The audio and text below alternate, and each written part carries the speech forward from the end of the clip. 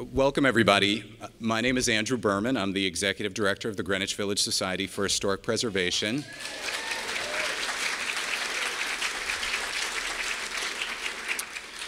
And as always, it's wonderful to see so many old friends and new ones for this, GVSHP's 34th annual meeting.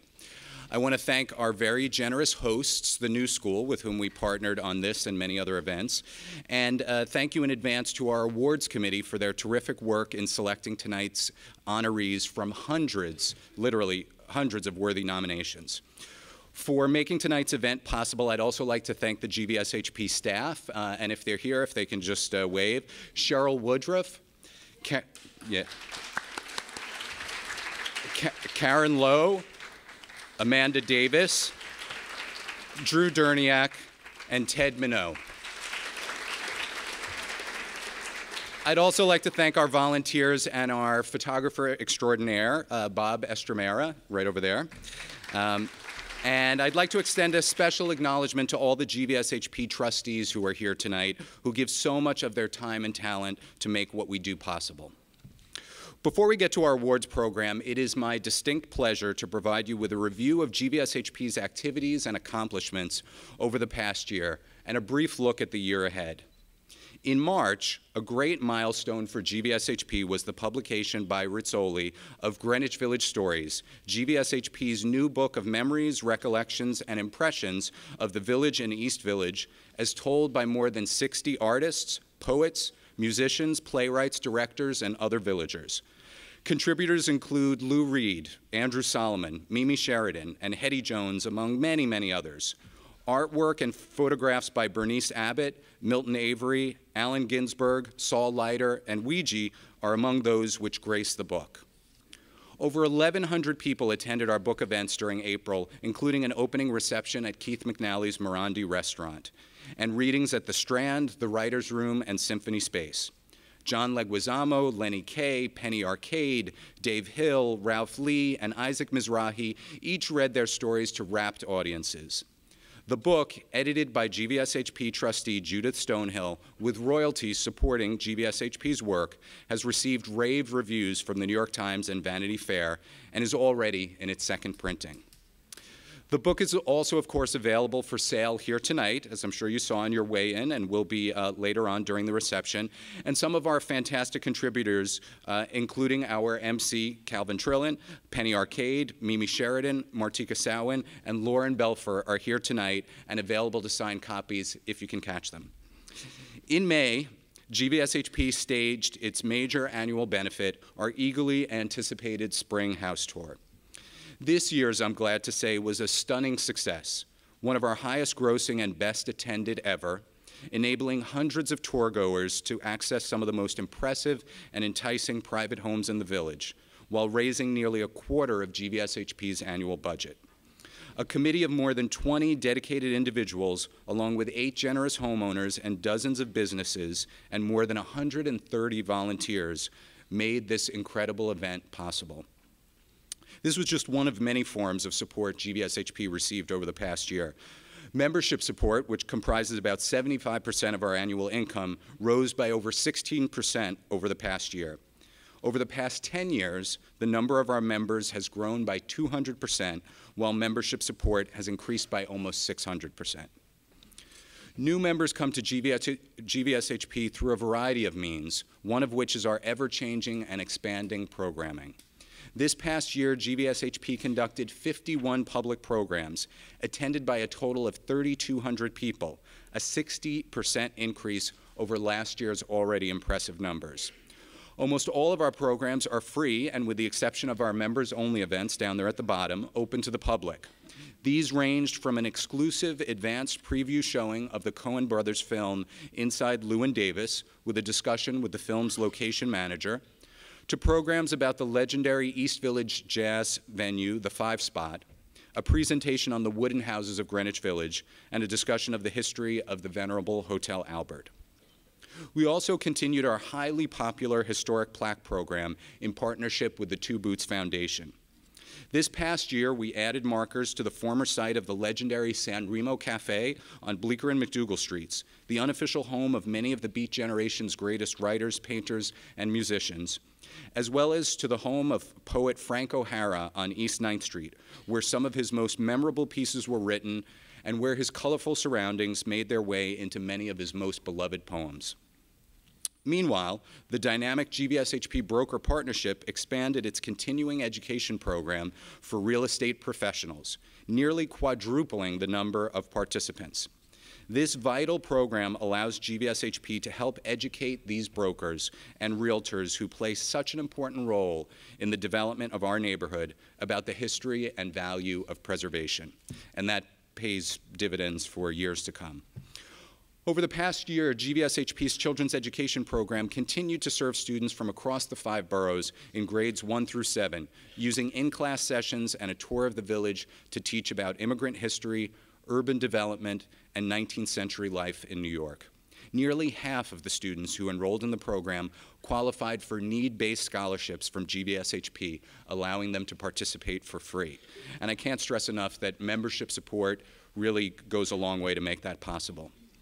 GVSHP has also been hard at work expanding our social media presence as a means of engaging and mobilizing a broader audience. In the past year, our Facebook reach and our number of Twitter followers have each grown by about 40%. Our blog, Off the Grid, and our website, gvshp.org, continues to attract viewers from across the globe. Our website gets more than 250,000 page views each year, with some of our most popular blog posts receiving more than 10,000 reads. We've been working hard to add new kinds of content to our website to expand our audience and give the public more ways and reasons to preserve our neighborhood. We've added more than 20 videos to our YouTube page in the past year alone, making recordings of most of our public programs, town halls, and rallies permanently accessible for the first time, as well as now providing links to videos of relevant hearings by the Landmarks Preservation Commission and other city agencies on issues in our neighborhood. This past fall, in the lead up to the municipal elections, for the first time we partnered with the Manhattan Neighborhood Network to provide online and video information about city council and citywide races and candidates to help educate and inform our members and encourage them to participate in the electoral process. I'm proud to say that this past year our neighborhoods had among the highest voter participation rates in the city. Our online presence has also been a great tool for helping local residents to learn about what's going on every day in our neighborhoods and how to get involved.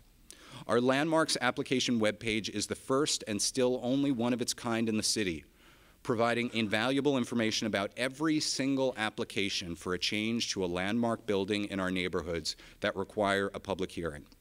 It provides the history of the building, the proposed changes, when and where the application will be heard by the Community Board and the Landmarks Preservation Commission, and how you can give in-person, emailed, or written testimony before a decision is made. It tracks the application for months, or in some cases years, from its first filing to its resolution, letting you know of any modifications to the application, new meetings that have been scheduled or decisions rendered, and allows you to sign up for alerts to update you on all such developments. In the last year, over 7,000 people have used this webpage, up 27% over the last year, and individual application pages have been viewed nearly 22,000 times, an 18% increase over the last year, making this an incredibly valuable and widely used tool. Of course, we don't just let the public know about these applications. GVSHP carefully reviews every single one and, when appropriate, issues alerts to our members and advocates to the Community Board and Landmarks Preservation Commission for what we believe is the right outcome. In the past year, our Preservation Committee reviewed 108 such landmarks applications, an increase of nearly 30% over the last year, ranging from storefront alterations to demolition and new construction. I believe our positions and the input of our members had a noticeable impact on many of these applications. Another place where we had a very big impact this year was in the courts. In January, New York State Supreme Court Justice Donna Mills ruled in our favor in our lawsuit against NYU's massive expansion plan.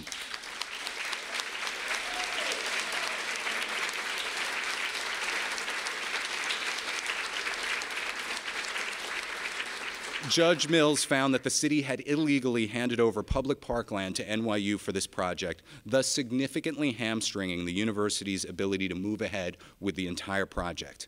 This ruling was a great vindication of our and all of our co-plaintiffs' contention that this plan was not only wrong for our neighborhood and our city, but fundamentally legally wrong as well. Never one to see the error of their ways, the NYU administration appealed the judge's ruling, and unfortunately the city has joined that appeal. Fortunately, however, we were able to not only respond, but we have counter-appealed, meaning we may be able to expand the scope of our legal victory while simultaneously defending the gains we have made. New hearings are expected later this year. And I want to thank everybody who turned out for the hearings that we did have in this last round, because it really made a difference, as you can see. Another spectacular victory came in December when, after a roughly 10-year fight, the city finally approved our new South Village Historic District, covering 250 buildings on more than a dozen historic but endangered blocks south of Washington Square. GVSHP had proposed this district for landmark designation, which includes some of our neighborhood's most beloved sites, and which is the largest expansion of landmark protections in Greenwich Village since 1969. We fought successfully to expand the district to include several NYU buildings, including the full-block Vanderbilt Law School on Washington Square South, a building which, without landmark protections, could be demolished at any time and replaced with a 300-foot-tall dorm. And I have to say, inevitably would have been, had it not been for this.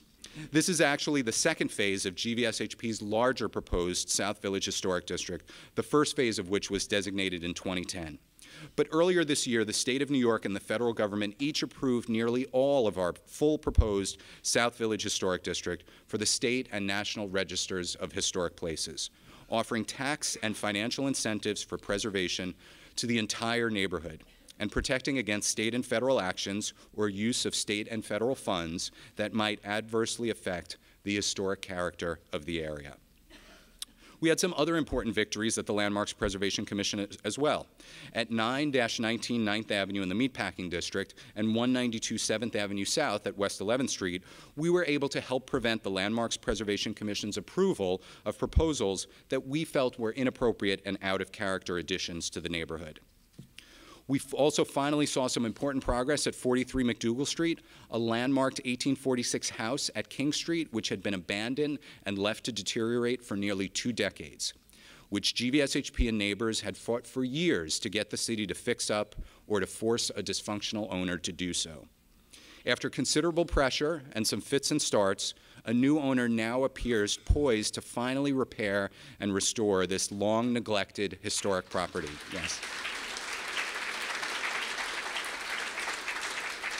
Landmarks approvals, which GVSHP and many of you supported, have been granted, and work is set to begin this summer. And at 40 to 56 10th Avenue at 13th Street in the Meatpacking District, we were able to help defeat a zoning variance that would have increased by 34% the size of a planned office tower. That developer argued that the presence of the High Line on a corner of the site created a hardship, which required an exemption from neighborhood zoning restrictions. GVSHP argued that the High Line's presence made the site uniquely valuable and that no such exemption should be granted. Fortunately, for once, the Board of Standards and Appeals agreed. Thank you. A partial victory came this spring when after a nearly 50-year wait, GVSHP helped get the Landmarks Preservation Commission to rehear and reconsider for landmark designation the endangered 150-year-old Tifereth Israel Synagogue at 334 East 14th Street. First considered for landmark designation in 1966, the Commission never voted on the proposed designation of this one-time German Baptist and Ukrainian Orthodox church, leaving it in landmarks limbo for nearly a half-century. But when GVSHP learned that the building was advertised for sale, we swung into action, calling upon the Commission to render a decision on its landmark status, the first step towards which was holding March's public hearing. We are pushing the Commission to take a final vote, but even the hearing helps keep the building safe in the interim. But there were disappointments too. At 100 Barrow Street, GVSHP pushed back hard against a plan for a proposed 250-foot-tall tower on what is currently a parking lot on the St. Luke's campus. And at 27 East 4th Street, we protested loudly against a proposed 9-story hotel that would not only overshadow but possibly physically endanger the neighboring Merchants House Museum. In the face of a vast public outcry, the Landmarks Preservation Commission reduced the size and changed the design of both projects. But they still approved what we felt were inappropriate intrusions into very special locations in our neighborhood. And in the case of 27 East 4th Street, what also appeared to be a genuine potential threat to the structural integrity of a great and historic neighboring institution. We will clearly face many more such challenges in the coming year. The outgoing chair of the Landmarks Preservation Commission refused to consider the third and final phase of GVSHP's proposed South Village Historic District, the area south of Houston Street, and thus we must push the new administration and new Landmarks chair, who's expected to take office in July, to move ahead with landmarking this area. In February, GVSHP released a rezoning proposal for the South Village, which will help protect the area from inappropriate development. A standing room-only crowd at the Community Board public hearing expressed unanimous support for our proposal, which then received a strong endorsement from the Community Board. But we need to convince the city, which has so far been mum on the idea, to adopt this plan, or consider the long, difficult, and expensive option of applying for the zoning change ourselves. The South Village is not the only part of our neighborhood lacking in adequate protections. Though we were able to get much of the East Village rezoned in 2008 and 2010, and get 2 new historic districts designated in 2012, much of the neighborhood is still lacking in landmark protections. GVSHP is working closely with a coalition of neighborhood and preservation groups to formulate new additional landmarks proposals for the neighborhood to protect its outstanding historic resources, and we expect to release those proposals later this year. The situation is perhaps even more urgent along University Place, Broadway, and the 14th Street corridors. These areas are almost entirely lacking in landmark protections. And that's right, believe it or not, most of University Place is not landmarked, with zoning which often encourages high-rise development and in some instances favors hotel or dorm construction over residences. This has led to plans for a 155-foot-tall tower to replace Blatt Billiards at 809 Broadway, south of 12th Street. Perhaps more disturbingly, the Bullmore Lanes at University Place and 12th Street has been purchased for development, where current zoning could easily allow a tower of 20 stories or considerably more. GVSHP is working closely with local groups and has reached out to the developer to urge him to keep any new development on the unprotected site modest in scale and in context with its surroundings. But we are also seeking to build a coalition around proposals for extending landmarks and zoning protections to this area to prevent further inappropriate demolitions and out-of-scale new construction on streets which are so rich in architecture and history. This is not the only threatened area of our neighborhood. The passage of state legislation allowing air rights transfers from the Hudson River Park to inland areas poses a serious challenge to our efforts to preserve and prevent overdevelopment of the western edge of our neighborhood. GVSHP has been on the front line of this battle, calling for answers to key questions about the legislation and calling for enforceable restrictions to prevent overuse and abuse of air rights sales. We held a widely attended town hall meeting in the fall and staged a letter-writing campaign calling upon Governor Cuomo to drop plans for an air rights sale from Pier 40 that would forego even minimal local consultation, which he seems to have done for now. Additionally, we've proposed and pushed for alternative means for funding the park and methods for using air rights that would not lead to increased development in our neighborhood. Proposals that have won support of dozens of community groups from Tribeca to Hell's Kitchen. But staying on top of this Pandora's box of development potential will be a full-time job for GVSHP in the months and years ahead. Another full-time job will be responding to attacks upon landmarking by the Real Estate Board of New York. The board, which represents some of the biggest developers in New York City, has waged a two-front war against landmarking, claiming it is, quote, out of control, preserves unworthy sites, and prevents economic development, while simultaneously claiming, now that the de Blasio administration has made promoting affordable housing a priority, that landmarking makes our city less affordable and less diverse. Talk about talking out of both sides of your mouth. GVSHP has countered this Alice in Wonderland logic with a press conference outside of REBNY's headquarters with leading affordable housing advocates and landmarking advocates from neighborhoods such as Harlem and Bedford-Stuyvesant. The New York Observer called it, "Preservationists call REBNY's bluff on landmarking and affordability." GVSHP has also placed a series of op-eds highlighting how landmarking can actually help affordability and commissioned a series of studies to back this up.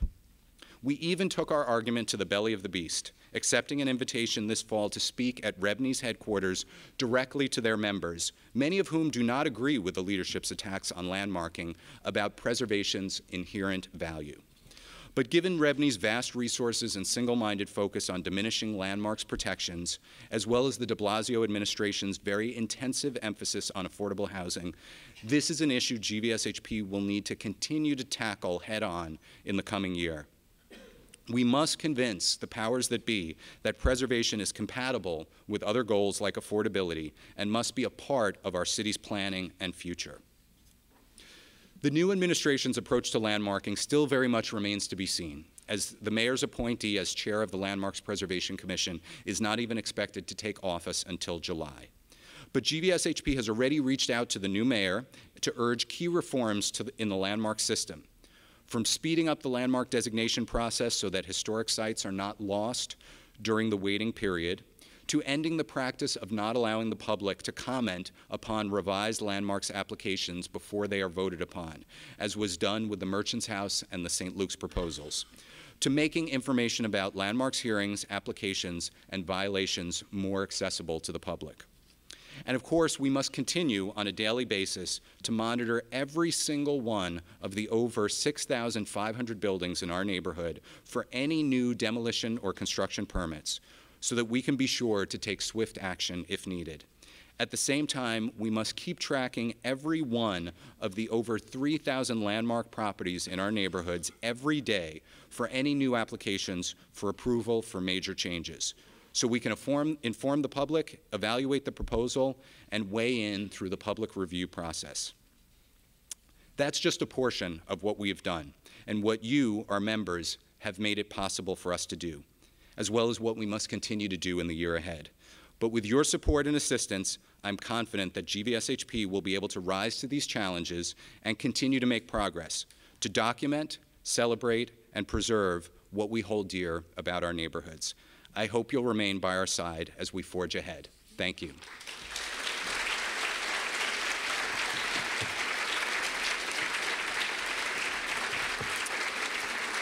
And I would now like to ask Marianne Arisman, who's the co-chair of our nominating committee, to come up and take care of a little quick GVSHP business. Good evening. GVSHP's nominating committee is entrusted with the task of searching out new members for our Board of Trustees and confirming the continued engagement of current trustees whose term is due for renewal. It is now with great pleasure that I present the slate of trustees recommended by GVSHP's nominating committee to be voted on by all GVSHP members this evening. All dues-paying members received a small paddle or a large bookmark when you entered to indicate your vote. When I call for the vote, please raise your paddle and in the air to show your vote. I present to you the slate of trustees renewing for a 3-year term. These candidates have already been serving on the board and are renewing their candidacy. Please stand when I call your name. Cassie Glover, Justine Leguizamo, Leslie Mason, Ruth McCoy, Andrew Paul, Robert Rogers, and Alan Sperling. All in favor of this slate? Against? The slate is approved. Thank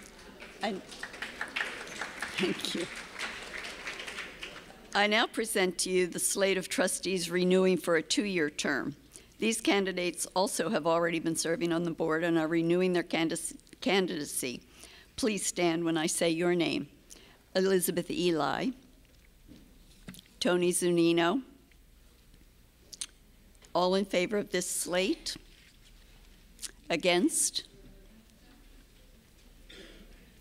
The slate is approved.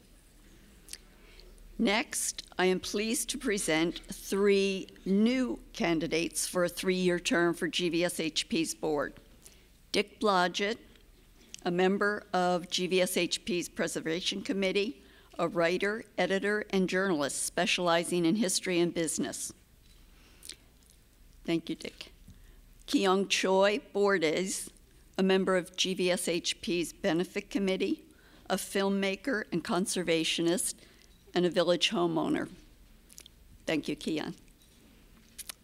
And Anita Isola, a member of GVSHP's Preservation Committee, an attorney, and a lifelong village resident.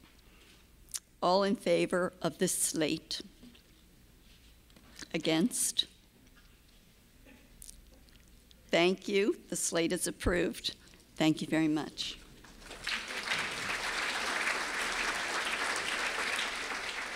So now is the really fun part. I'm pleased to introduce writer and humorist Calvin Trillin, who we are honored to have presenting our Village awardees again this evening. A writer for The New Yorker and The Nation for many years and an advisor to GVSHP, he is the author of more than 24 books, including 2012's Dogfight. He's known for his colorful food essays and for his love of his neighborhood, Greenwich Village. Ladies and gentlemen, Calvin Trillin.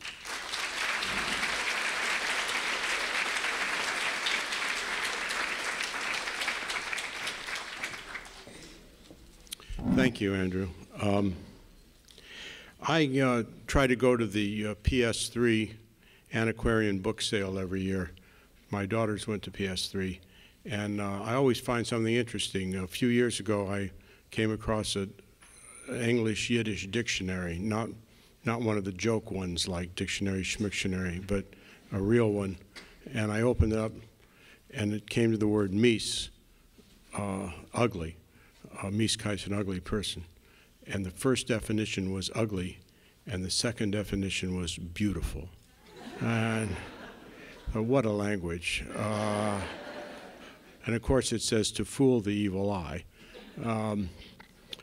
This year I actually bought something, a map of the village, one of those maps where there's some businesses identified, presumably like selling ads. And it was a map from 1961, and which happens to be the year I moved to the village. And so I found it fascinating to see some of the places there. Some of the places are still there. I noticed Fedora and Sevilla restaurants 100 yards away, still there, were there in 1961. Of course, the village has changed a lot. On Bleecker Street is my closest shopping street, or in the way that New Yorker's closest shopping street means the one on the way to the subway. And of course, a map there now would look very much different between Sheridan Square and 7th Avenue. I always say in my neighborhood now, if you're having a party and you suddenly find that you're out of upmarket designer dresses, you can just pop over to Bleecker Street. If you're out of tomatoes, you're in bad luck. But anyway, it's changed for good ways and bad ways, and sometimes combined. There was a corner store near my house that I sort of liked.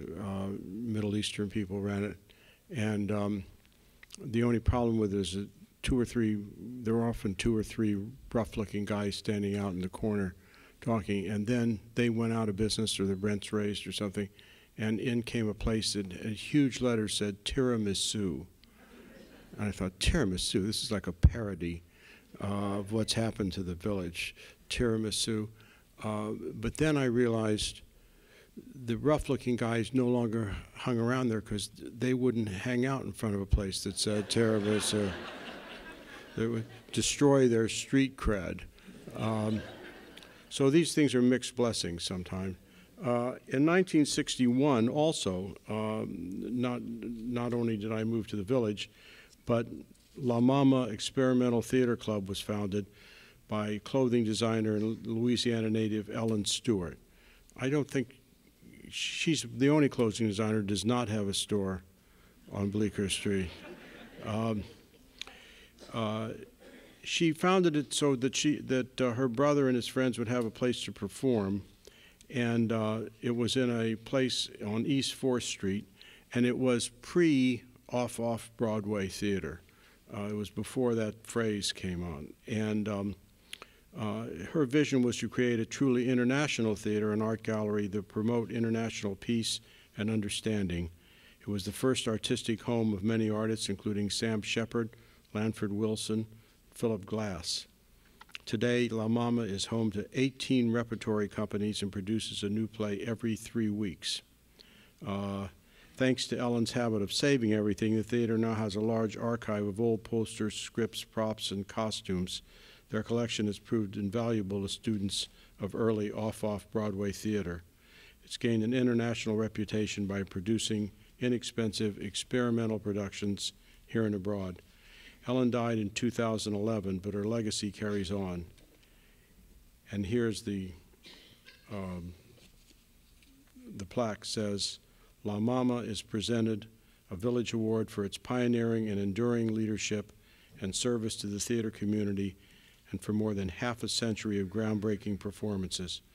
Here to accept the award this evening is Ozzy Rodriguez, LaMaMa Archive Director.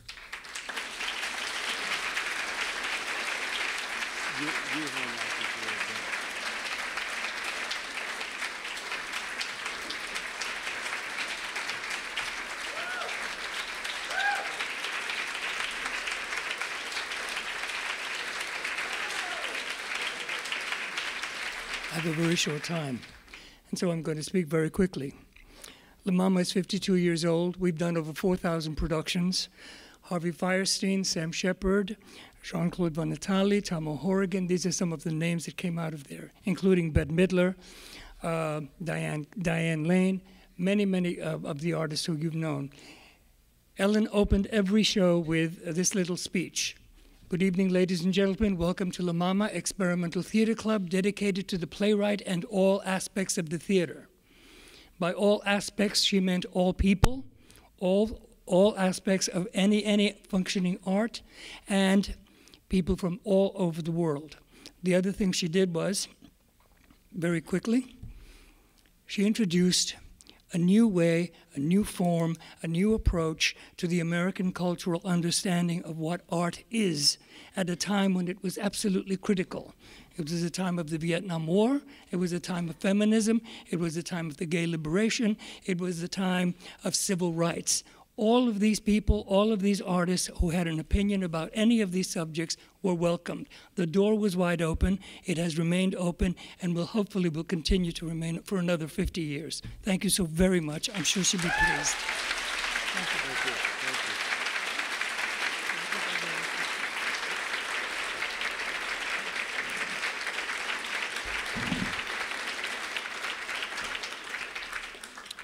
In 1905, before even I got to the Village, Benjamin Steinberg, a Russian immigrant who lived nearby on 2nd Avenue, opened a pawn shop specializing in engineering and architectural and drafting instruments. I didn't know there were any pawn shops like that.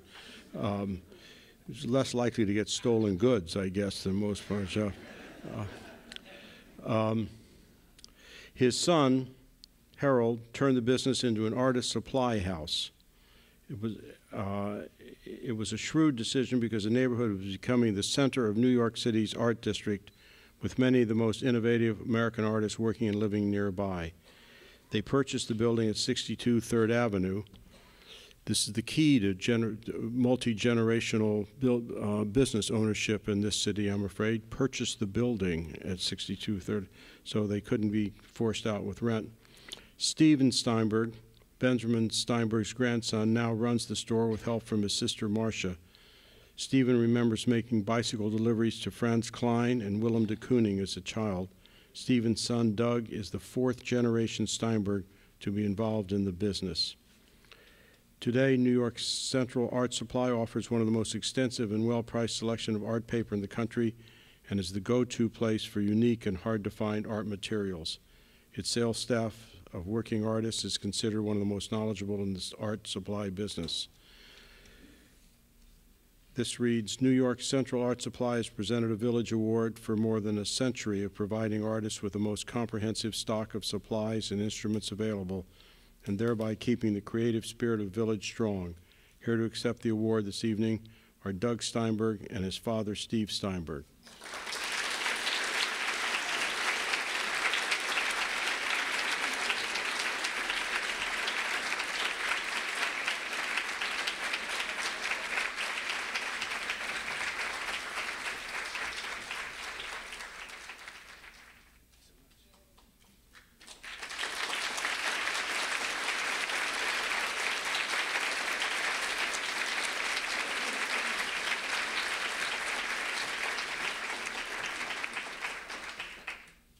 I can only imagine that selling art supplies on 3rd Avenue and 11th Street 100 years ago must have been a pretty bold decision from my great-grandfather. Especially when you consider that 3 out of the 5 neighboring stores sold shotguns and rifles. On the sidewalk, your choice, either $5. But it's a decision that has sustained 4 generations of my family and countless generations of artists, many of which you know, such as Andy Warhol, Bill de Kooning, Frank Stella, David Hockney, Keith Haring, just to name a few. We've seen tremendous change in the neighborhood. We started out in the shadows of the 3rd Avenue L, and now we face the shadows of college dormitories and luxury condominiums. And we too have experienced some major changes. Just 20 years ago, we got a new cash register.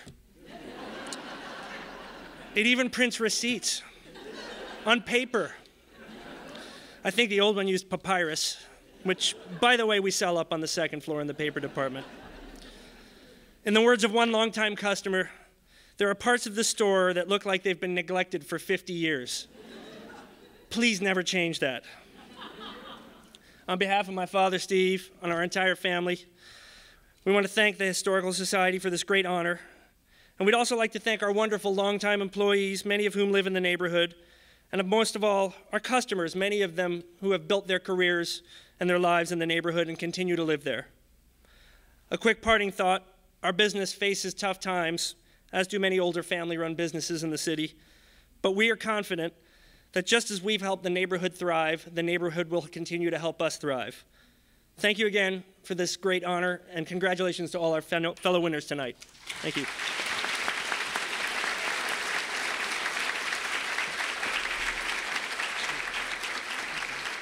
The New York Marble Cemetery is the first privately owned non-sectarian cemetery in New York City. It was opened in 1830. Designated a New York City landmark and listed on the National Register of Historic Places. It remains an urban oasis hidden in the interior of an East Village block. The cemetery fell on hard times during the late 20th century, and the grounds became a haven for derelicts and drug addicts. The marble walls fell into serious disrepair and were covered with vines, and portion collapsed. In 2001, Caroline Du Bois discovered that her 4th great-grandfather was a vault owner, and several generations of her family were buried there. She became involved because she couldn't let her great-grandfather's resting place become a dump, and as an environmental activist, she understood the value of open space in the city. Landscape architect Gresham Lang has worked for the past 15 years to restore the grounds.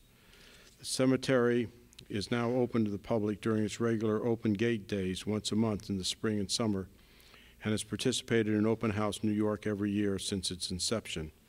It is hoped that with continued owner interest and funding, the cemetery can be open to the public more often. And the citation is, New York Marble Cemetery is presented a Village Award for keeping a unique piece of the East Village and New York alive and restoring it to a healthy, thriving condition. Here to accept the award this evening is Caroline Du Bois, President.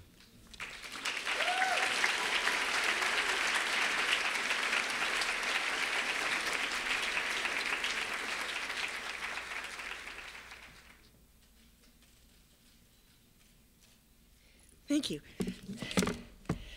I'd like to thank a number of people, particularly the board and deciders of GVSHP for giving us this award.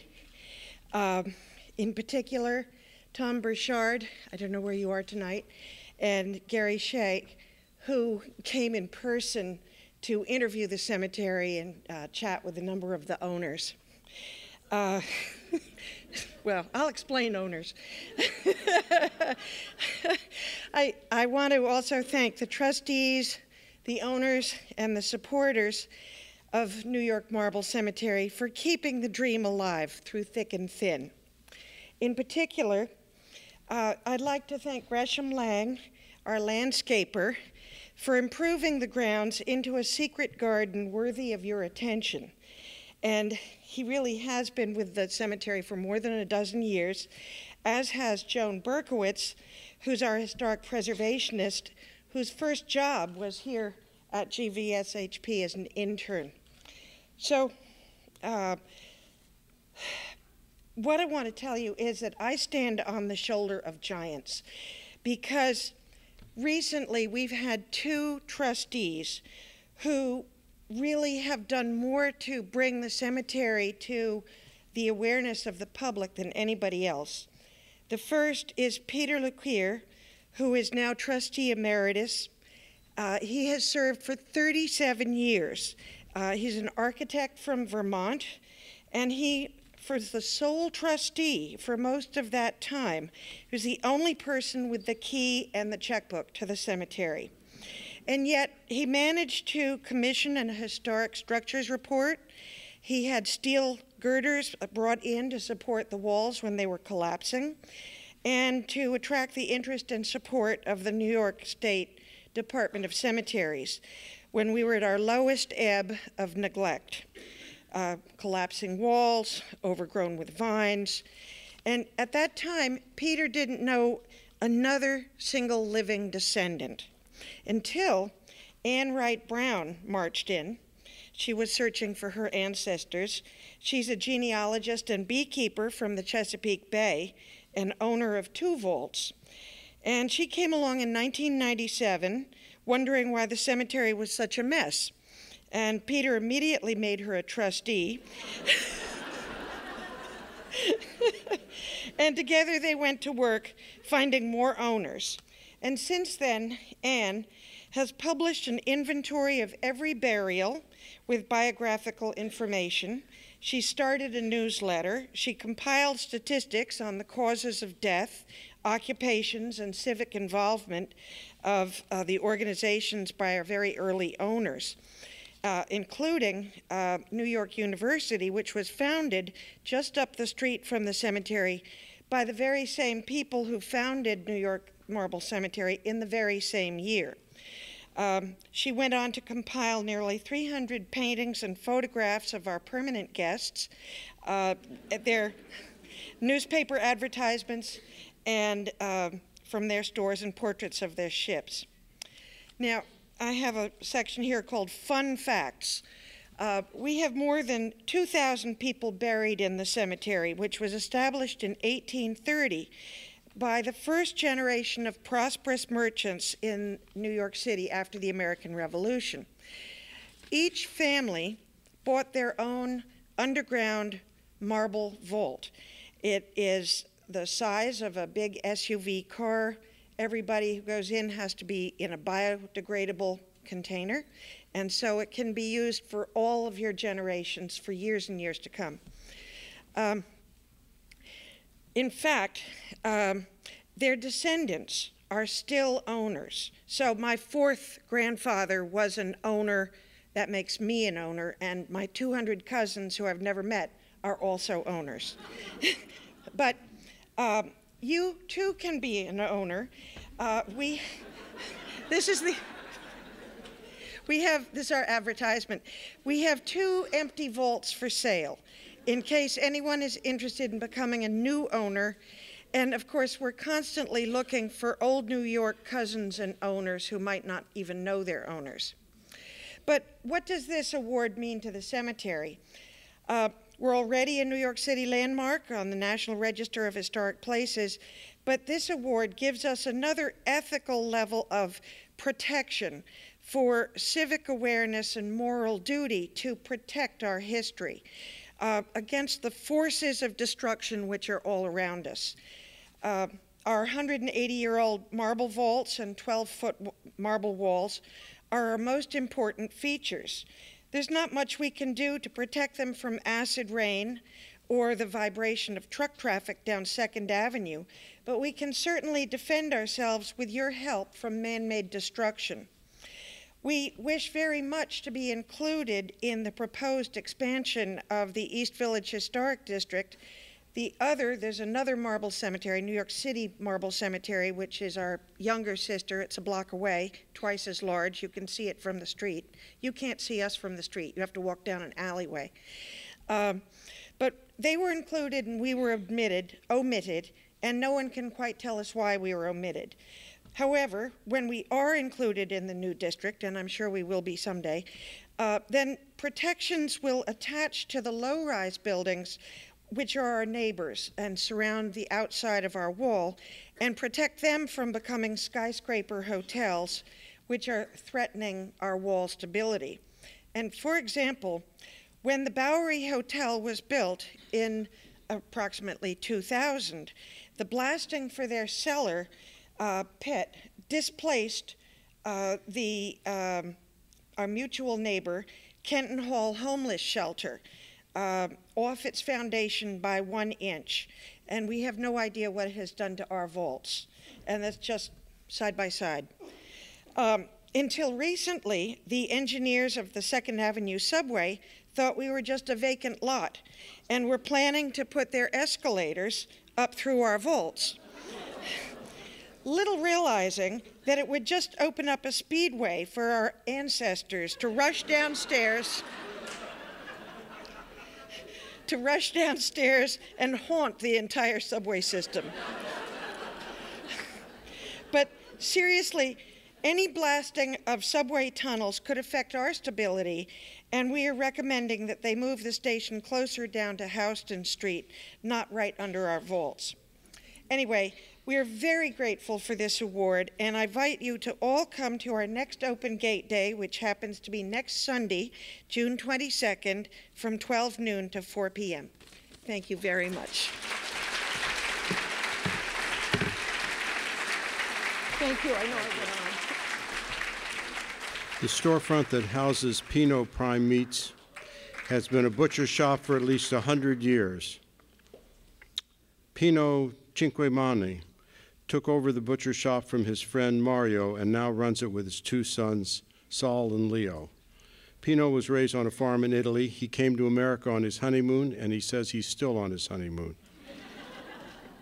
He returned to Italy briefly, but it's said that a loyal customer in New York hired a private detective to track him down in Florence. The customer convinced Pino to come back because he said no one cut meat like Pino. I have to say, that story comes under the category of the saying that I think should be over the door of the Columbia Journalism School, which is too good to check.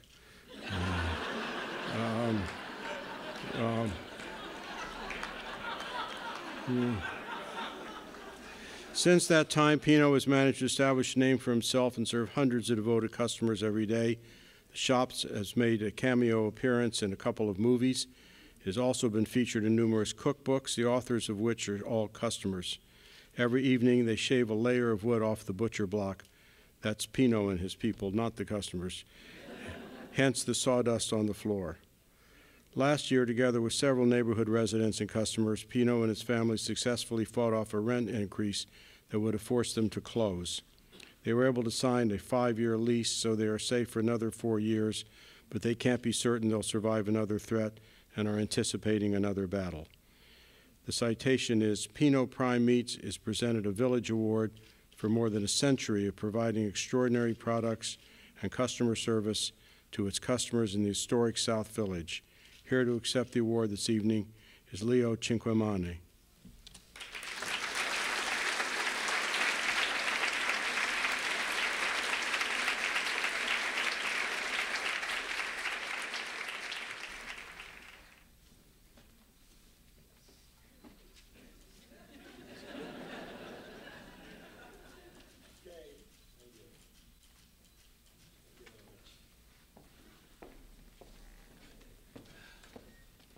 right, just a couple of quick words. So, when we were first invited here, I'll never forget what my father's first thoughts were. His first thoughts were about what to bring tonight. Because you see, my father was born in Italy, on the island of Sicily, and in our culture and our tradition, it's customary to show up to a gathering with something in your hands, whether it be food, wine, or even a small gift. So as he sat there contemplating whether to bring some dried steaks or even our famous house-made merguez, I realized why this city was so great. It's great because it's a melting pot of culture, traditions, of art, of people, and so much more. It's these things that give this city its great character. Pino's Prime Meat Market is an example of our art, of our culture, of our old world traditions that contribute to this city's great character.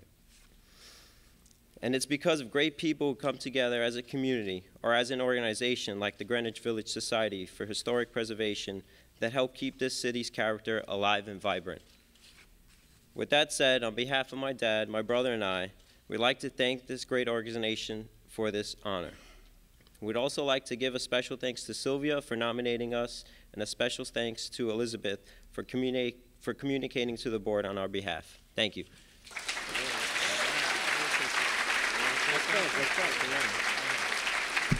Thank you very much, everybody, to invite me tonight over here.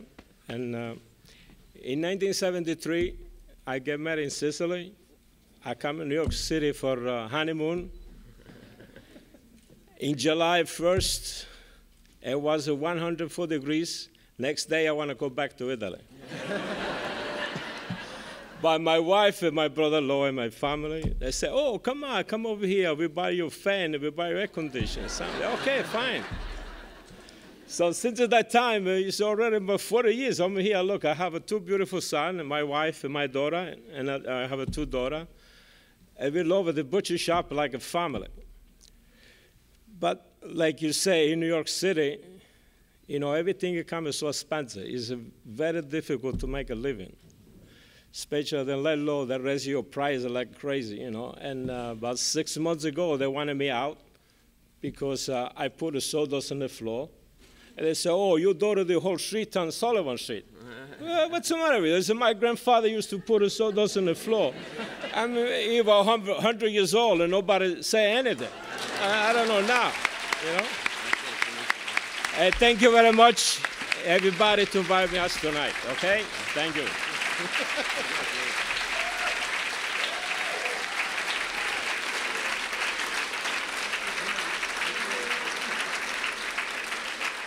Unoppressive, Non-Imperialist bargain books. Family-owned bookstore founded by husband and wife village residents Jim Drugas and Indiana Burvis in 1992. It says here they wanted to name that store that to show a progressive spirit. I think they just wanted to keep Republicans away. It's only a personal opinion. Initially, Jim's focus was the wholesale operation while Indiana created the retail store. Jim still attends book fairs locally and even internationally. The store has garnered much attention for its unusual name, but really deserves it for its consistent practice of stocking a broad range of titles on such figures as Aldous Huxley, Thomas Paine, and Bob Dylan. I've never seen Bob Dylan and Aldous Huxley and Tom Paine together like that. The store often appears on best of lists and media outlets. Jim and Indiana have worked hard as small independent booksellers with their children, Teo and Juna, assisting in the store. The family is also longtime residents of the neighborhood. Their influence continues through outreach to younger activists and work with the well-known village residents like Patti Smith, Susan Sarandon, Tim Robbins, Yoko Ono, Professor Irwin Corey, Art Spiegelman, etc. Unoppressive, this is the, it says unoppressive, it keeps Republicans away, but it's hard to say.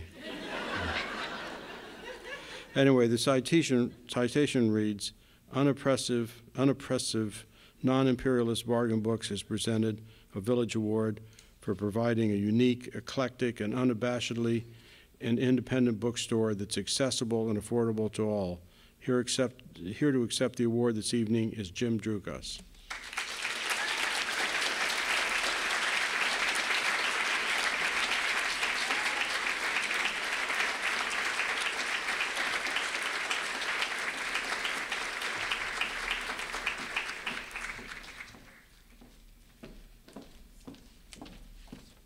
I sneaked in, sorry. Thank you so much for such a great honor. We're very humbled by this recognition.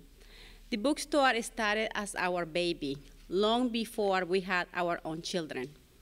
We wanted to have a place where we would serve the community, a place where customers would be known by their first names, a place where people would feel free to come and have social and political conversations and feel at home. 20 and some years later, we feel we have succeeded. I want to thank you for giving us this award tonight, and I want to especially thank our loyal customers and friends who have been with us through great times and not such wonderful periods of our life. Let's just keep united so the village can stay the way it is. Thank you.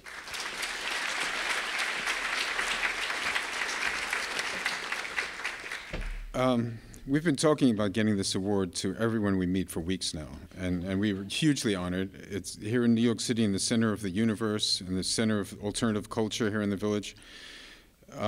We're really happy to get this acknowledgement, especially here. There have only been 4 other bookshops that have had this award, and it's surviving against great odds these days, as you know, and my greatest regret is that we can only get this award once. On the surface, we might seem to be a small, typical mama and papa retail form of petty capitalism. In truth, we are part of the Greenwich Village ever-present spirit of anarcho-radical opposition, especially to Republicans, indeed, yeah. Seeding the community and visitors with reading materials against the siege we are all under by overlord universities, abhorrent real estate price-jacking brokers, malicious banksters that sold us all out to drug lords or trickster financial manipulators for a song, and not a John Lennon song or a Bob Dylan song either. I hope someday you'll join us when the revolution is in the air again. Your support and acknowledgement is most welcome. I'm not done yet, sorry. I want to give thanks to the ones who have been the biggest supporters and largest beneficiaries of Unoppressive Non-Imperialist bargain books. My wife and partner of 25 years, Indiana, who made this shop her first child from the very start when she recast her Nicaraguan roots here in the village. Our lovely daughter of 19 years, Juna, who is the true curator of the children's books since she was 7. Our son, Teo, who now 12, who said in his recent school essay, "My bookshop is my brother. Without it, I wouldn't know where I would be." Sincere thanks to the most generous friends, our most generous friends, Art Spiegelman and Francoise Mouly, who provided extraordinary help at a most precarious moment. Ironically, at the same time that the newest hit fictional film, Obvious Child, depicted our very shop as going out of business. Endless family support from my aunt Estelle and her sister and my mom, who've always been there for us, my brother Tom, who's there at the darkest hour, the enormous Burvis family, especially Brenda. Thank you for Renee for nominating us, Pamela for writing this wonderful recommendation for us, all the GVSHP trustees, especially the ones who voted for us. Thank you to our diligent ex-unoppressors who have always come back and re-unoppressed my goddaughters, Bethany and Katharina, singer, writer, reader Dawn Landis, Marge, Eileen, Dylan, who still comes to rescue our computers when we need, Lily, Anais, Minnie, Katya, Ira, Stephanie, Delana, CK, and so many others. Currently, Caitlin, our newest adjacent sharing helpers from Carmine Street Comics, the many lawyers who advised us when standing up to severe landlord pressure a year ago, Thomas J. Goodman, Jonathan Jabal, and Glenn Backer.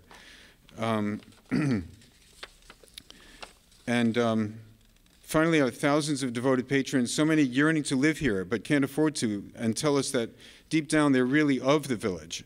Jean-Louis Bourgeois, the ever-audacious Jean-Louis Bourgeois, the wonderful Professor Erwin Corey, who wanted to be here. He's 100 years old.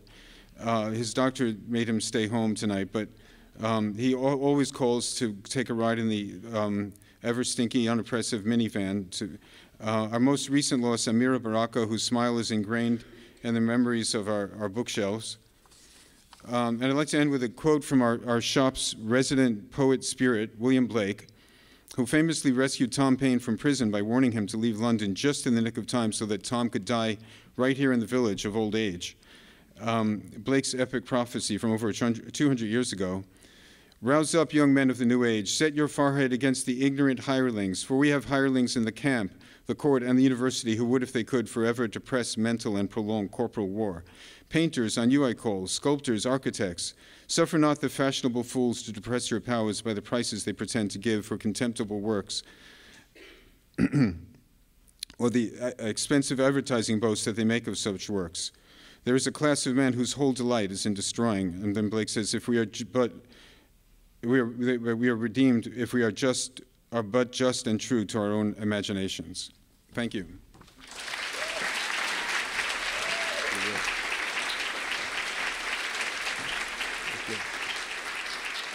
The Village Community Boathouse operates on the south side of Pier 40 in a space where community volunteers and students from area high schools and college build long rowboats and take them out on New York's rivers and the harbor for trips of varying durations. Typical style of rowboat they build and operate is called a Whitehall gig. You all probably knew that. A 25-foot-long rowboat that is traditional in New York waterways from the 18th and 19th centuries. Whitehall gigs hold 4 rowers, an experienced and well-trained coxswain, and up to 2 passengers. This looks like a little feather bedding. It takes 5 people to row 2 people, but that's all right.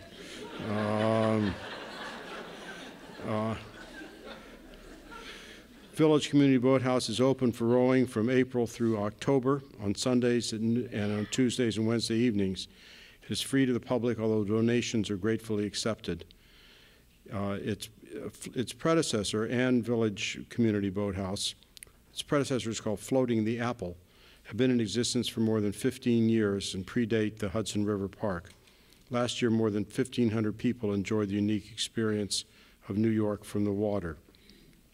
The boathouse tenure at Pier 40 is unclear, especially since Pier 40 is in need of massive repairs.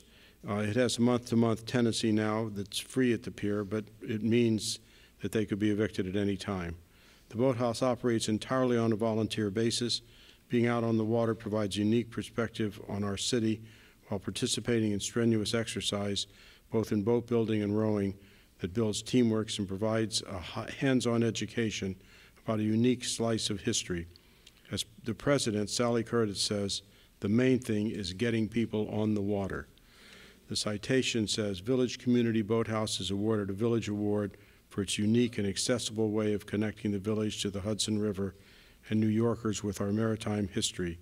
Here to accept the award this evening is Deborah Clearman, Recording Secretary of Village Community Boathouse.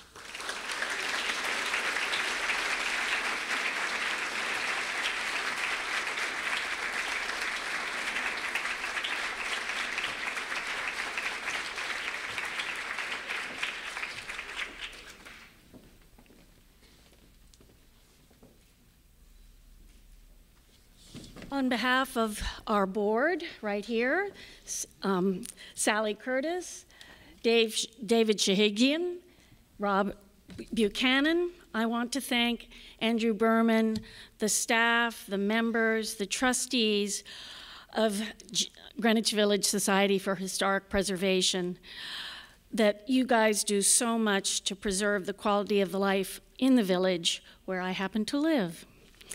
We're thrilled and honored to be receiving this award.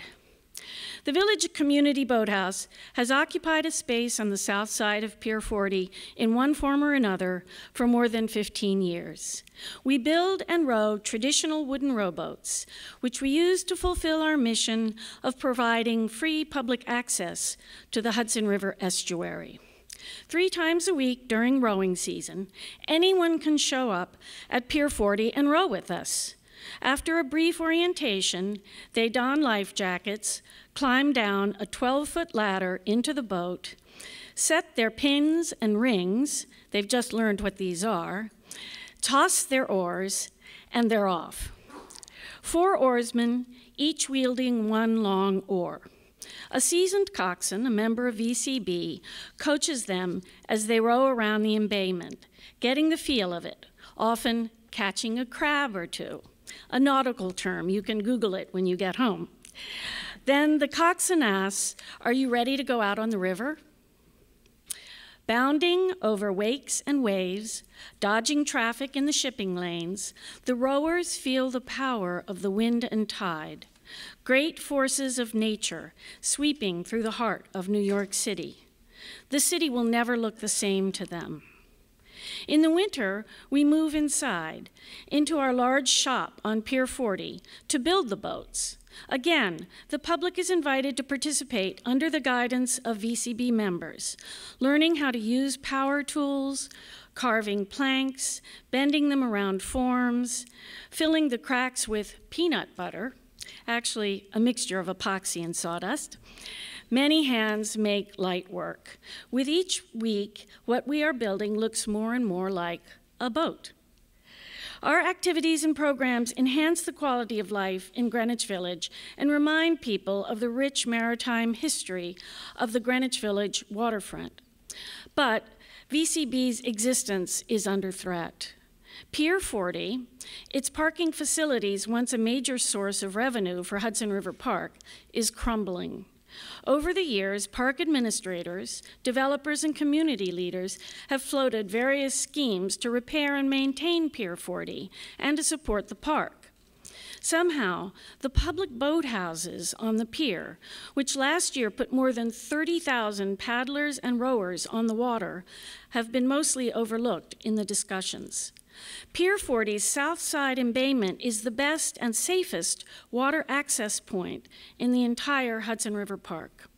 The boathouses provide the literal connection to the water that the park's creators, designers, and managers always intended. We are a city built on water, and the fate of the city will be tied to its relationship with its waterways.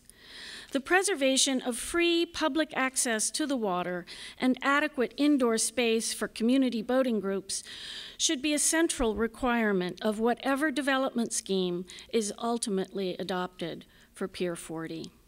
So please, talk to your local politicians, community board members, journalists, but most of all, come on down to the south side of Pier 40, any Tuesday or Wednesday after work or Sunday at noon, and row with us.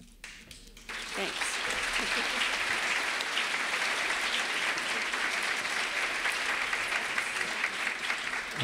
The Regina Kellerman Award is presented each year in honor of the Society's first executive director who dedicated an inspiring career to the preservation of the architecture and built environment of the village. It goes this year to Kathy Donaldson, who's been the president of the Bedford Borough Commerce Block Association since 1993 and has been a tireless guiding force in the organization since 1974. One of the founding members of her block association. Bedford Borough Commerce Block Association's Ye Olde Street Fair is now in its 40th year. And it actually is, it's my neighborhood, and it's actually a street fair, not a place to sell eyeglasses and things. When asked to detail some of her accomplishments, Kathy is quick to point out that she's the person responsible for the historic lamppost initiative, the purchase and installed 15 turn-of-the-century Bishop's Crook lampposts to the neighborhood. In addition to her devotion to the Bedford Borough Block Association, she's a patrol leader of the Christopher Street Patrol. There's such a list here that I have to say that when I read it, I thought, does she have time to have dinner? Does she have time to eat? And the answer is at the end. When asked about how many hours she works on Greenwich Village community projects, she responded very precisely, between 800 and 1,000 hours per year. When asked why on earth someone would devote so much time, effort, and energy to the community, Kathy said, it's simple. The West Village is a very small town thriving in a very large city, and I'm going to keep it that way. The citation reads, the Regina Kellerman Award is presented to Kathy Donaldson for her dedication and leadership in preserving, improving, and beautifying her beloved neighborhood for more than 4 decades.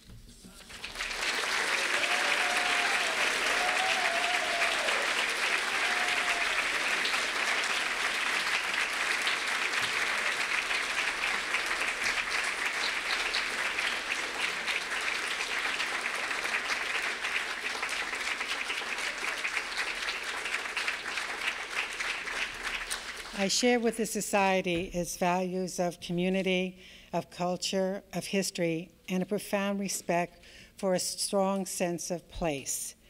I chose to live in the village over 40 years ago, and since that first day, I have had both a love of the Greenwich Village community and a love of my neighbors, the people like myself who share a life here and who thrive and grow. When I was told of this award, it got me to thinking about my parents, Rich and Kay, who taught me what community is all about. They did not have the privilege, space, time, money, or other resources to contribute in the more traditional ways we might think.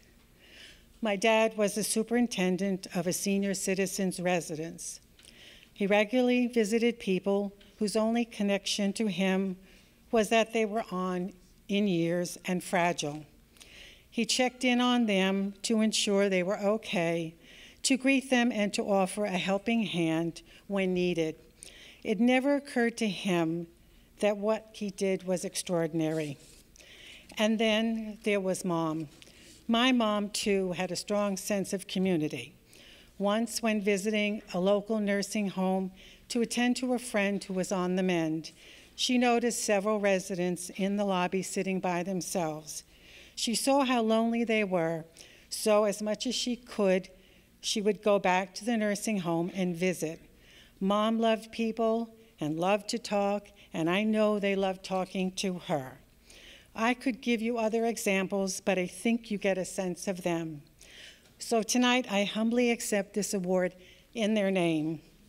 They have inscribed upon my heart all I know of giving back, of community, of respect, and of a sense of place. Thank you.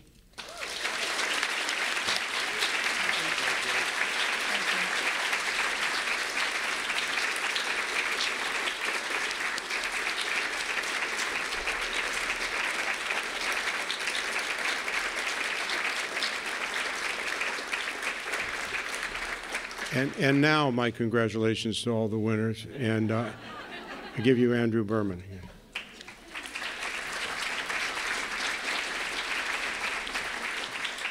And thank you to Calvin Trillin for doing such a fantastic job. Thank you. Thank you to all of you. I'm going to ask the GVSHP trustees to stay behind. We have a little bit of business to do, but the rest of you, please partake in the reception, which is now taking place outside and to the left, and certainly avail yourself of the books for sale. We hope you'll pick one up tonight. And thank you so much for joining us tonight.